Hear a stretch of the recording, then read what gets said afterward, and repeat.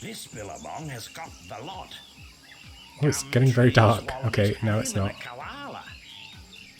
There's plenty to do here, so let's get a move on. I wonder if that is the occult occlusion that I was looking at in the settings. I think that's what it is.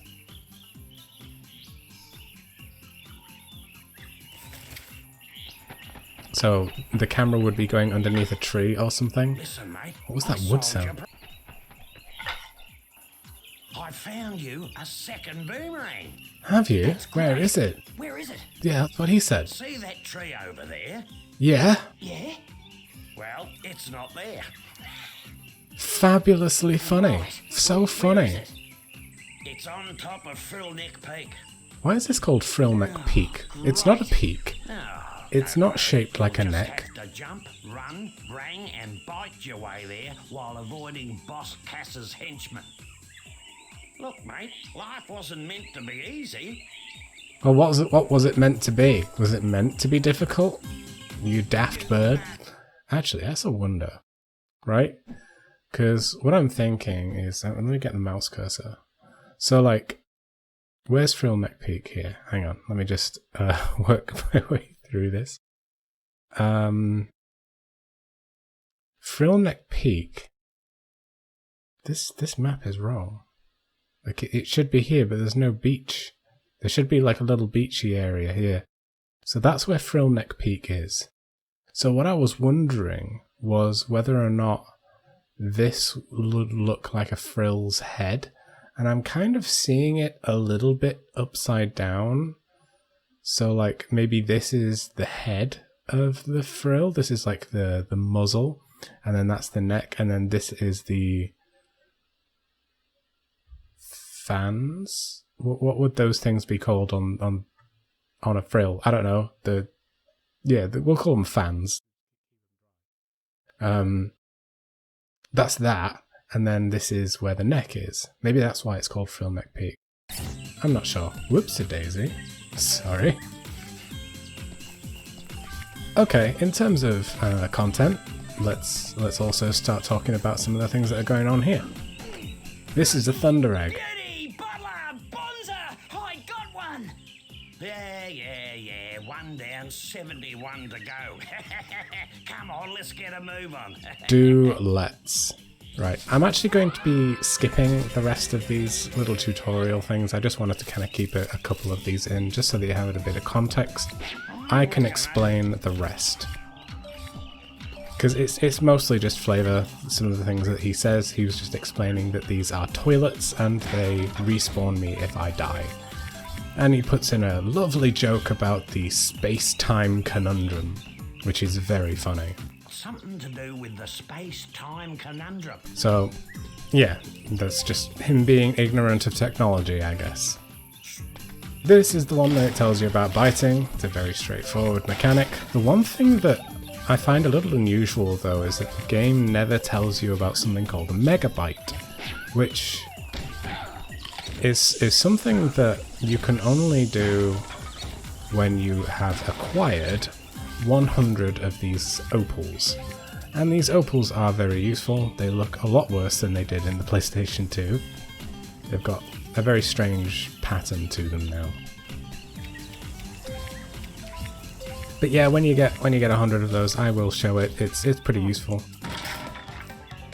This one was the one that explains that all of our Bilby friends have been kidnapped by Boss Cass, and ready for our next plot hole, has put them in cages all around the level. Right? So we have 5 Bilby friends who are actually just the same 5 Bilbies across every level. And how many levels are there? 1, 2, 3, 4, 5, 6, 7, 8, 9. So there's 45. There are 45 Bilbies. But really there are just 5 Bilbies, and they just keep on getting trapped. I don't know. They just keep on getting caught by Boss Cass and put in cages. But, you know, I have a couple of problems with it. You know, they could it's just twigs. It's just twigs and string. They could easily get out. These are the worst enemies in the game. Utterly useless. They don't really move. But yeah, the bilbies could easily just get out of those cages. There's nothing keeping them in there. Got something else I didn't explain. These are called spy eggs. They can be targeted by your bite and chained. These are the frills. You see what I mean about the little fans on their head? That's what I was referencing. They do look kind of cool though. They're really annoying because in higher numbers they can be kind of frustrating.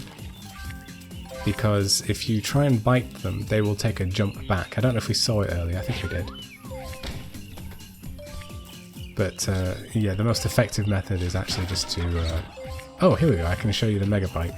First of all, look at that. Look at the huge gap on the side and the front of this cage. She's even, like, smiling. She could easily get out, but she just doesn't want to. So, we have 100 opals now. This is a Mega Bite. It's pretty cool. When you're in this state, opals that are nearby will be attracted to you, and when you let go, you target... that was a weird way of saying target. You target boxes, enemies, crates. Boxes are crates. What are they called? Cages. There we go. In the vicinity, really. He will go in lots of different directions. Sometimes arbitrarily, sometimes actually usefully. It's a bit of a luck of the draw thing. We have another bilby up here, the smallest of the lot, who could very easily get out once again. But no, we have to break them. Funnily enough, the only way you can break those boxes is by biting them.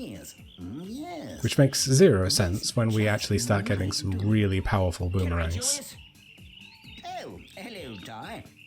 Julius doesn't even turn around, he just continues looking at this ridiculous floating cog. The Cogulacious Boomerangorous Extrapolator. Right, what's that?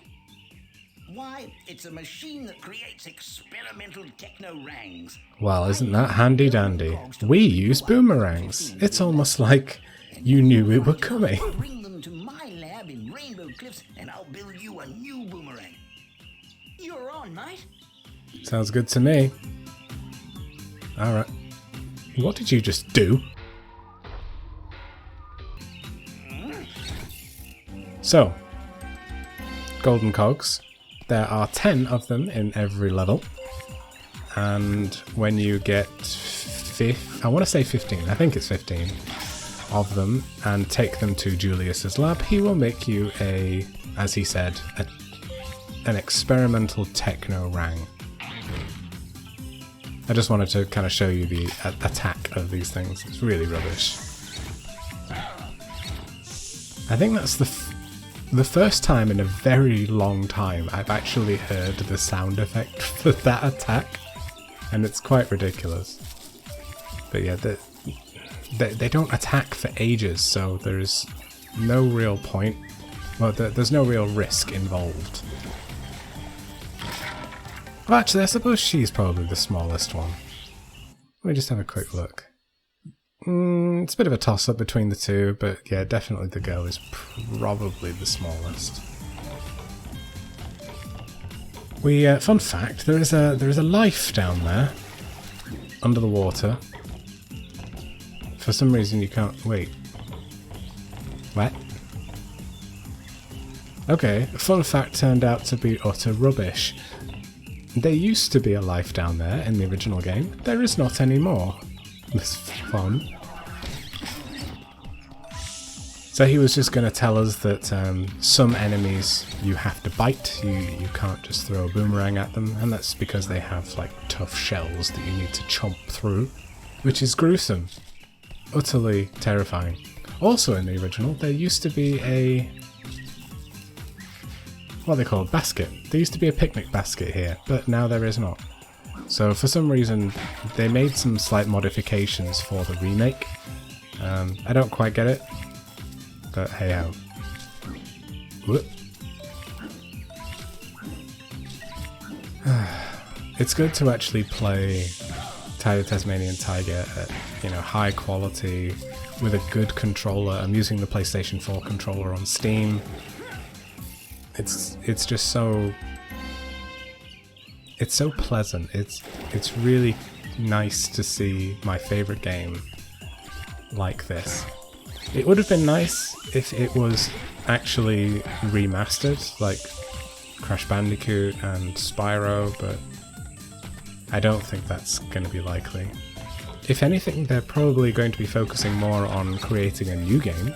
I have seen some reports of a Tie 5, but we'll see if that's ever going to happen. Interestingly enough, there is a blooper of him failing to get that boomerang out. I'll see if I can find it and squeeze it in.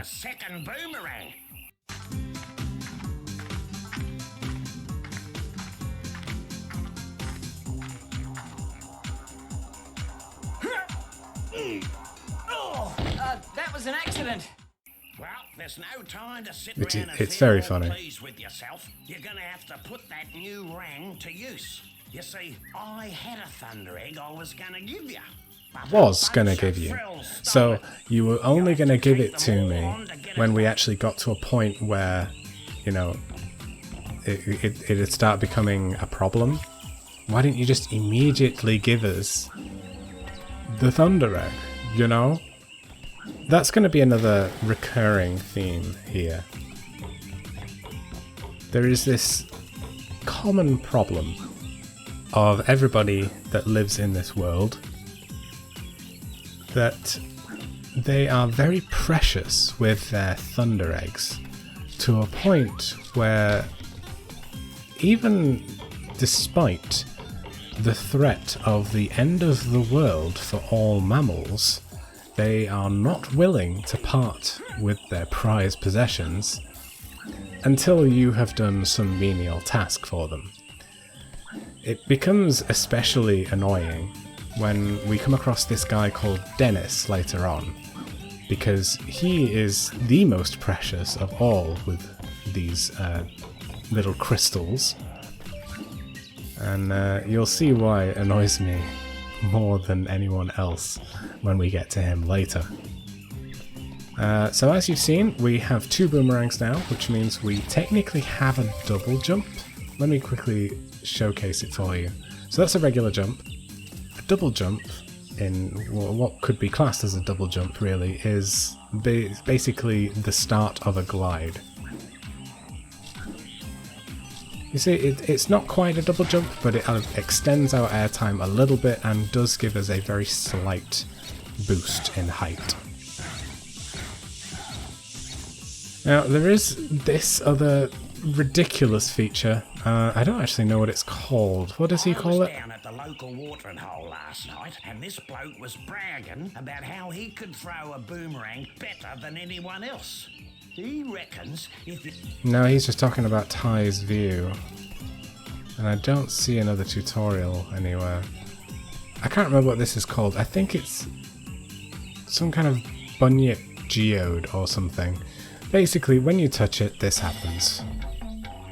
And you become encapsulated with the spirit of a bunyip, and you can smash your fist down, you can roar, and it's alright, really.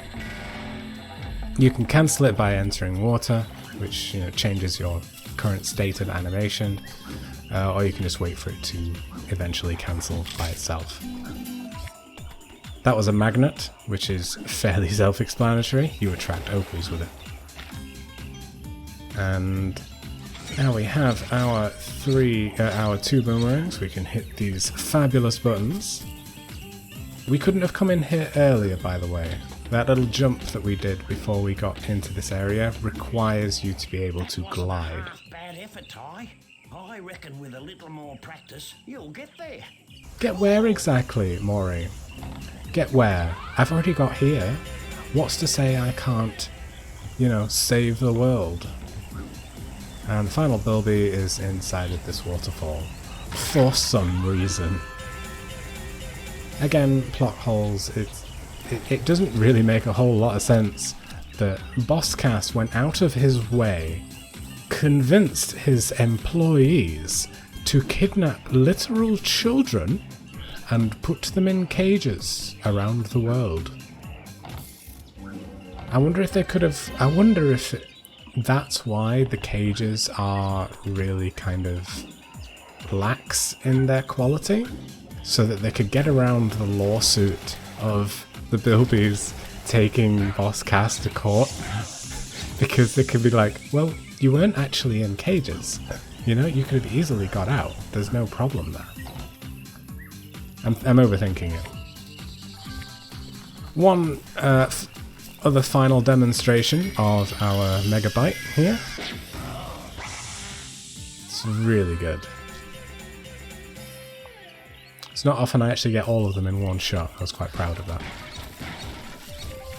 And this should be all of the opals. Excellent. We get a nice little jingle there, and we can finish the level. Wow, it looks like today wasn't a complete waste of time. I am going to skip that one because he does ramble on a little bit. Basically telling you that you can glide now. And if you can make it to the other side, you can get a Thunder Egg. Look at that. Me mate's mate was telling the truth after all. Discrepancy with subtitles. How dare you. Near the start of the level we also get to hear about this opal machine, which basically just transforms all of our opals into a Thunder Egg if we collect all of them, which is always going to be 300. Every level only has 300 in them. And to round everything off, we always get a racetrack when we have completed the main mission of the game, the level. Which in this case was the checkpoints will lead the way. I could probably check that actually, but I'm pretty sure the main mission of the game, of this level, is Maury losing his Thunder Egg to the Frills. I would be very curious to see if when you get to the end of the level, and maybe you don't have a second boomerang, you could do this race despite the fact you haven't actually done the main reason you came here, which was to pick up a second boomerang. I don't know. It doesn't actually make any kind of a difference. Let's see what kind of score we get. 29.55 is alright. You're faster than a long-legged emu with a case of the bellyaches. I don't know about you, but when I have a case of the bellyaches, I don't want to be running anywhere. Oh, you beauty! Once again, another slight discrepancy. Well, not a discrepancy, more of a general issue that I have. Maury probably has the largest collection of Thunder Eggs of any member of the Outback, because he always has one on him whenever we complete a race. And he gives it to us. And once again, it's a very similar issue. This is the fate of the world for all mammals. It's alright for you, you've got wings, you can just fly off somewhere and avoid the chaos. We can't do that. Alright, cool, that's everything. I was considering, before I started doing this Let's Replay, if I would actually be bothered to go around collecting all of the picture frames, but now that I have started, I literally couldn't care less. Genuinely couldn't care less. I always feel sorry for that one. I hope he's got like a good policy. I found it! I found it! You know, that cutscene always makes me think that the talisman was shattered, because it looks damaged in that scene. I'll do like a little bit of a close-up, but you can kind of see that it looks like it's broken in a way. But in the next scene, it's completely fine.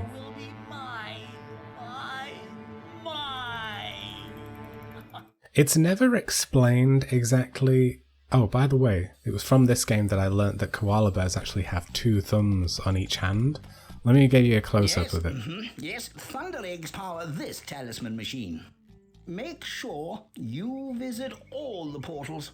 Yeah, thanks. Well, we were aware that, you know, they did power this machine, but you make it sound as though there is another machine that doesn't take him. But yeah, if you have a look closely, he has 2 thumbs. You can also see it on the loading screen, and that's where I first picked it up when I was younger. I always thought that was so weird. Right. Do I end it there? We've only been going for about half an hour. Could probably do one more level. Maybe another cheeky level. Yeah, we'll do Walk in the Park, because Walk in the Park is... That's the wrong way. Walk in the Park is fairly short, nice and linear, and we can do a bit more exploration of Rainbow Cliffs and do Shipwrecks and the boss next time.